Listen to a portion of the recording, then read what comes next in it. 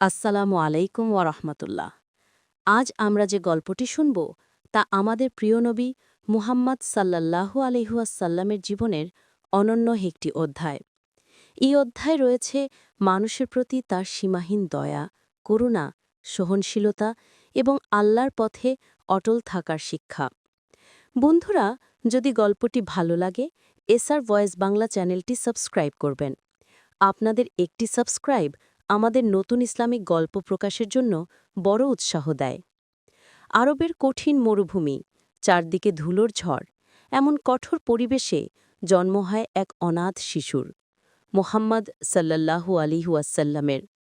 জন্মের আগে পিতা ইব্রাহিম মারা যান, আর জন্মের অল্প কিছুদিনের মধ্যেই মা আমিনা তাকে রেখে পৃথিবী ত্যাগ করেন। শিশুটি তখন দাদু আব্দুল মুত্তালিবের তত্ত্বাবধানে বেড়ে উঠছেন। একদিন দুপুরবেলা যখন মক্কার দিকে প্রচণ্ড রোদ ধেয়ে আসছে, তখন দাদু তাকে নিয়ে কাবার দিকে যাচ্ছিলেন। ছোট্ট মোহাম্মদ সাল্লাল্লাহু আলাইহুয়াসাল্লাম তার দাদুর হাত ধরে হাঁটছিলেন। লোকেরা দেখত এই ছোট্ট শিশুটির মধ্যে যেন এক অদ্ভুত আলো রয়েছে। মানুষের মন তার দিকে আকৃষ্ট হয়ে যেত। একদিন কাবার পাশে দাঁড়িয়ে থাকা কিছু মানুষ দাদুকে বলল, আব্দুল মুত্তালিব, এই শিশুটির চেহারায় আমরা অন্যরকম নূর দেখতে পাই। এর ভবিষ্যৎ নিশ্চয়ই মহান হবে। দাদুও অনুভব করতেন তার নাতি কোনো সাধারণ শিশু নয়।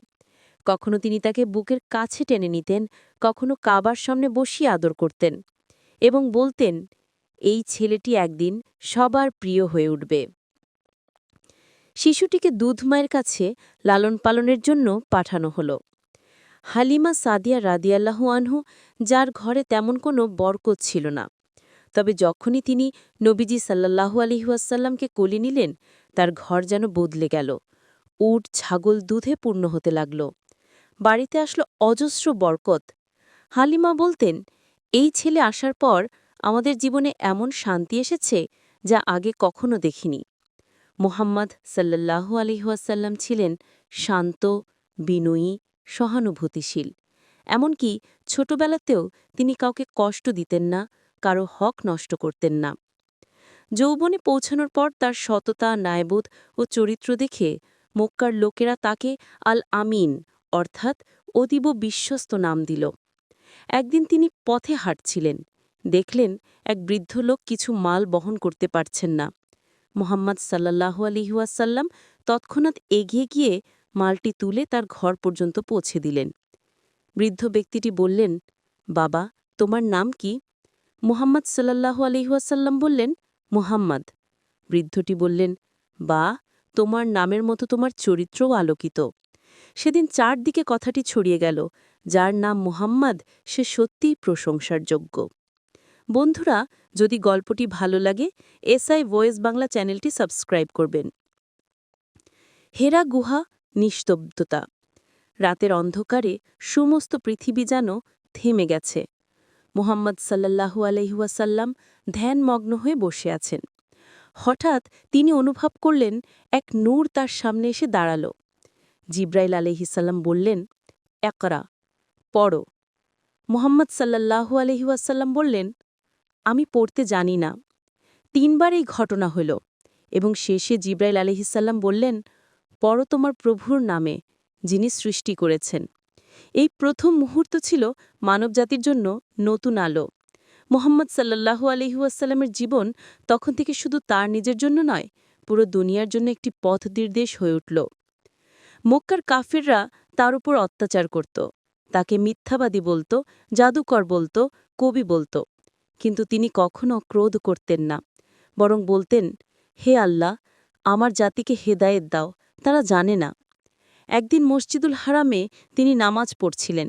উটের নাড়ি ভুড়ি এনে তার পিঠে ফেলে দিল, কিন্তু তিনি ধৈর্য হারালেন না। ফাতেমা রাদিয়াল্লাহু আনহু এসে তা সরিয়ে দিলেন। মোহাম্মদ সাল্লাল্লাহু আলহিউসাল্লাম শুধু বললেন, ধৈর্য ধরো বেটি, আল্লাহ আমাদের সঙ্গে আছেন। একদিন তিনি দাওয়াত দিতে তায়েফে গেলেন।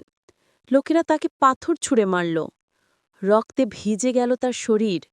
এক ফেরেশতা এসে বললেন, ইচ্ছা করলে আমি এই শহরের 2 পাহাড় তাদের ওপর চাপিয়ে দিব। নবীজি বললেন, না, আমি তা চাই না। আমি আশা করি এদের বংশ থেকেই এমন মানুষ উঠবে যারা আল্লাহকে চিনবে, ঈমান আনবে। এ ছিল পরম করুণার সবচেয়ে বড় উদাহরণ। বন্ধুরা, যদি গল্পটি উপকারী মনে হয়, এসআর ভয়েস বাংলা চ্যানেলটি সাবস্ক্রাইব করতে ভুলবেন না। মদিনায় পৌঁছে নবীজি মানুষের মাঝে ভ্রাতৃত্ব গড়ে দিলেন। আনসার ও মুহাজিরদের একত্র করে বললেন, তোমরা একে অপরের ভাই। এক আনসারি সাহাবী বললেন, হে আল্লাহর রাসূল, আমার যা আছে অর্ধেক আমার ভাইয়ের জন্য। এত ভালোবাসা আর কোথায় দেখা যায়? নবীজি মসজিদে নববী নির্মাণ করলেন। মানুষ জড়ো হল, নামাজ পড়ল, শিক্ষা নিল।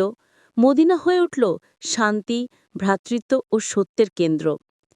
যুদ্ধের সময়ও তিনি কখনো প্রতিশোধ নিতেন না।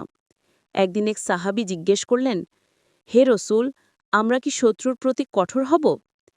তিনি বললেন, যুদ্ধে অন্যায় করো না। শিশু, নারী, বৃদ্ধ, গাছ কোনো কিছুকে কষ্ট দিও না। এমন দয়া কোনো নেতা কখনো দেখাতে পারেননি। ৮ হিজরির বিজয় দিবস। নবীজি সেনাবাহিনী নিয়ে মক্কায় প্রবেশ করলেন। কাফিররা ভয়ে কাঁপছিল। তিনি বললেন, আজ তোমাদের জন্য কোনো ভর্ৎসনা নেই। তোমরা সবাই মুক্ত। যারা তাকে অপমান করেছিল, যারা তার উপর অত্যাচার করেছিল, তাদের তাকেও ক্ষমা করে দিলেন। এটাই নবীজির চরিত্র, ক্ষমা, দয়া এবং শান্তি। নবীজি বলতেন, কেউ কারো চেয়ে বড় নয়, বরং উত্তম সেই যে আল্লাহকে বেশি ভয় করে। তিনি দাসদের পাশে দাঁড়াতেন, দরিদ্রদের খেতে দিতেন, মহিলাদের সম্মান দিতেন, শিশুদের ভালোবাসতেন। একদিন এক বাচ্চা পাখি হারিয়েছে বলে কাঁদছিল। নবীজি তার কাছে গিয়ে মাথায় হাত রেখে সান্ত্বনা দিলেন। বললেন, দুঃখ করো না, আল্লাহ তোমাকে উত্তম কিছু দেবেন। শিশুটি হাসল। এটাই নবীজির মমতা। হজের সময় তিনি বললেন, মানুষ, তোমরা সতর্ক থেকো। একজন আরেকজনের হক নষ্ট করো না। নারীদের ভালোভাবে রাখো, সুদ পরিহার করো। তোমরা সবাই আদমের সন্তান। এ ছিল একটি জাতির নয়, পুরা মানবজাতির প্রতি তার শেষ দিকনির্দেশ। মদিনার এক সকাল। তিনি আয়েশা রাদিয়াল্লাহু আনহুয়ের কোলে মাথা রেখে দুনিয়া ত্যাগ করেন। তার শেষ কথাও ছিল, হে আল্লাহ, উম্মতকে ক্ষমা করো। এত দয়ার, এত ভালোবাসার, এত করুণার মানুষ আর কে আছেন? সমাপ্তি। দুঃখের কথা। বন্ধুরা, নবীজির জীবন শুধু একটি গল্প নয়, এ একটি আলো যা মানুষের হৃদয় বদলে দেয়, জীবনে আশা জাগায় এবং অন্ধকার থেকে মুক্তি দেয়। যদি গল্পটি আপনাদের ভালো লেগে থাকে, এসআর ভয়েস বাংলা চ্যানেলটি অবশ্যই সাবস্ক্রাইব করবেন। আপনাদের একটি সাবস্ক্রাইব আমাদের প্রতিদিন নতুন ইসলামিক গল্প তৈরি করার জন্য সত্যিই বড় অনুপ্রেরণা।